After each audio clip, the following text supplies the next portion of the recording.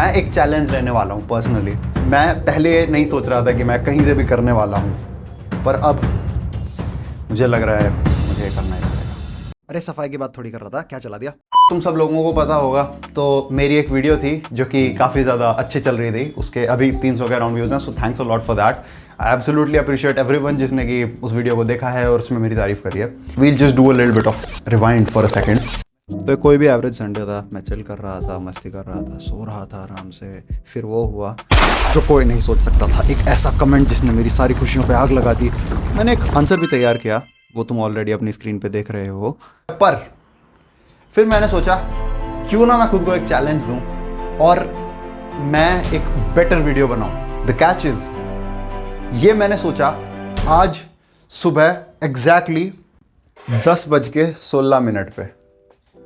तो तुम ये जो वीडियो देख रहे हो, मैंने अभी तक वीडियो बनाई भी नहीं है और जैसे जैसे मैं सोच रहा हूँ वैसे वैसे कंटेंट तैयार हो रहा है।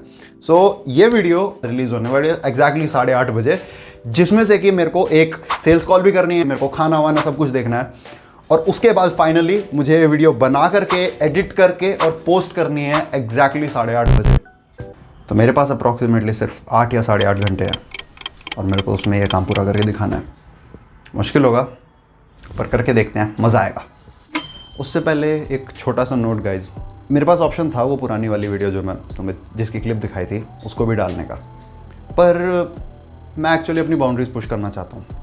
तो देयर इज़ अ सेइंग, एक अच्छा काम करने में अप्रॉक्सीमेटली 20 गुना एफर्ट लगता है कंपेयर टू एन एवरेज काम करने के। 20 गुना एफर्ट लगता है पर रिजल्ट्स जो उसके होते हैं वो 100 गुना होते हैं। तो तुम्हें 5 गुना फ़ायदा ऐसे ही होता है if you just do good work. तो वीडियो तो मेरी रेडी थी यार, पर मैं नहीं चाहता था कि मैं कोई ऐसी वीडियो अपलोड करूं जो कि उतनी अच्छी ना हो। तो मैंने कहा ठीक है, इस बारी I just put all my heart and soul into it and देखते हैं कि मैं 8 घंटे में कैसी वीडियो बना सकता हूँ। और this is also a test कि मेरे एडिटिंग स्किल्स और मेरे वीडियो मेकिंग स्किल्स कैसे हैं। सो दैट इज़ द रीज़न।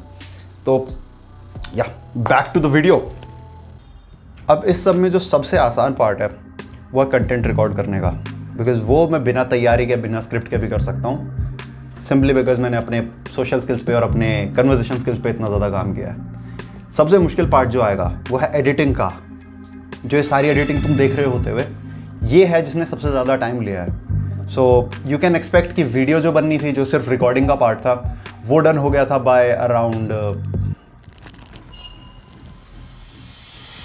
11 बजे। सो जितना तुमने टाइम देखा है ये सारा लगा है एडिटिंग में, and that is why editing is so important.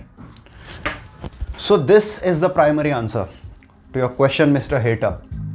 पहली चीज़ तुमने पूछी कि क्या तुम दिन में सिर्फ एक बार बाहर निकलते हो और उस टाइम पे तुम सिर्फ MMA के लिए निकलते हो? तो नहीं, मैं दिन में 2 से 3 या 4 बार बाहर निकलता हूँ।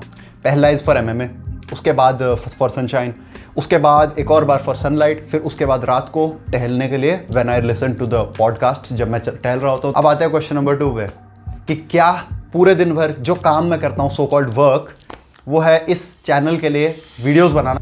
तो the answer to this is absolutely not. मेरे पास काफ़ी सारे काम है पूरे दिन भर में। तो when you start a business, उसमें काफ़ी सारी स्टेप्स इन्वॉल्व होते हैं। एज एन एग्जांपल, मैंने एक ई बुक लिखी है जो कि एक बहुत ही फाड़ी बुक होने वाली है, तो अभी मैं उसी को बना रहा था। तो आई जस्ट एक्सप्लेन कि उस सिर्फ एक ई बुक बनाने की प्रोसेस में कितने सारे स्टेप्स इन्वॉल्व है when you are starting a business. Step 1 is writing, वो मैं लिख चुका हूँ। लिखने का पार्ट सिर्फ तब खत्म नहीं होता अगर तुमने उसका कंटेंट रिटर्न लिख लिया। अब तुम्हें उसको प्रेजेंटेबल बनाना है so that it looks good, ठीक है? That is just one part of the problem, the writing. अब आता है उसका कवर। तुम्हें उस ई बुक का कवर बनाना है, तुम्हें उसका पहला टेक्स्ट लिखना है कि वो जो ई बुक है उसका नाम क्या है, तुम्हें ई बुक का नाम लिखना है। अब आती है पार्ट कि उस ई बुक को तुम रिलीज कैसे करोगे। What I can do is कि मैं एक ई बुक बनाऊंगा और उसको बेचने का ऑप्शन मैं अपनी वेबसाइट पे सेटअप कर दूंगा।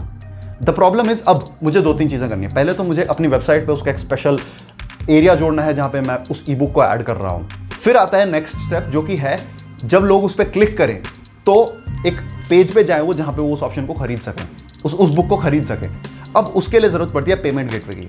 मुझे ये चीज़ पता चलती है कि सारे के सारे पेमेंट गेटवे अभी नए मर्चेंट एक्सेप्ट नहीं कर रहे हैं। तो अब इसका सॉल्यूशन ढूंढने के चक्कर में पड़े। बहुत लेवल के काम है, तो नहीं, I just don't make videos. That being said, इसके अलावा मैं वीडियोस बनाता हूं एंड इस तरीके की वीडियोस से आई ऑल्सो हेल्प पीपल। पहली चीज। दूसरी चीज, आई टेल देम कि how much effort I am putting in and how much dedicated I am to this thing. So that is why I create videos, and in videos में भी I'm putting in 100% effort कि ये videos अच्छी बने। As you can see in that last one, जिसका अगर card edit नहीं है तो फिर से ऐड कर दूंगा यहाँ पे। So that is how much work I do per day. So the point being bro कि people are watching the video, and उसके अलावा एक और चीज़ यार, when you are out there to achieve greatness ना, तो तुम्हें कोई फर्क नहीं पड़ना चाहिए कि किसको वो चीज़ पसंद आ रही है किसको नहीं।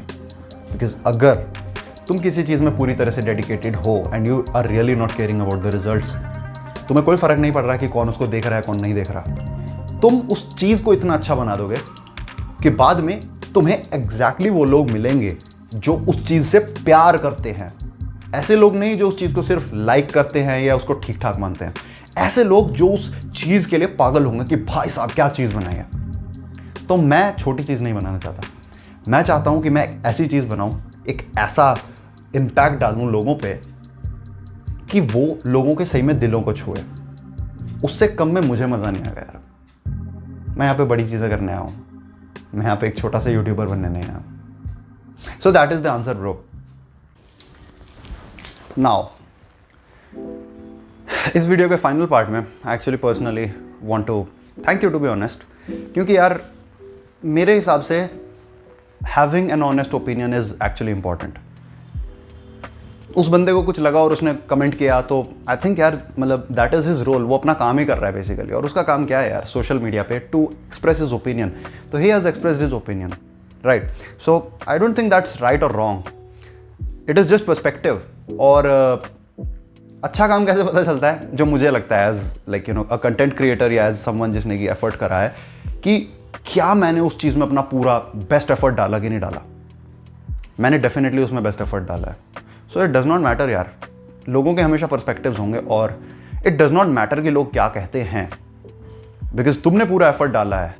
व्हाट मैटर्स इज क्या तुम पूरा एफर्ट कर रहे हो नहीं।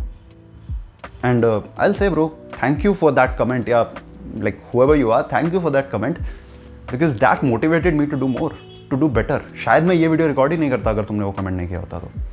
सो यार thanks for the opportunity. I think everything is an opportunity, और वही वाली चीज़ है कि if life gives you lemon make a lemonade. तो ये पूरी तरह से हमारे ऊपर है कि हम किसी चीज़ को कैसे लें। दैट बीइंग सेड यार आई थिंक हमें ये चीज़ याद रखनी चाहिए कि सामने वाला क्या करे इससे कोई फ़र्क पड़ता ही नहीं है। तुम अपने गोल पे कितने सीरियस हो, क्या तुम्हें अपनी डेस्टिनी पे, तुम्हें अपने ऑब्जेक्टिव पे भरोसा है या नहीं है, इससे फ़र्क पड़ता है। मुझे तो पूरी तरह से है। तो that would be the end of it guys. Thanks a lot for watching this one. If you guys aren't subscribed, definitely hit the subscribe button. You will see some great content coming in the future. As I'm getting better and better, the videos will be absolutely amazing. And as I said, I'm going to put my heart and soul into it. Bye. I'll see you guys in the next one. Bye.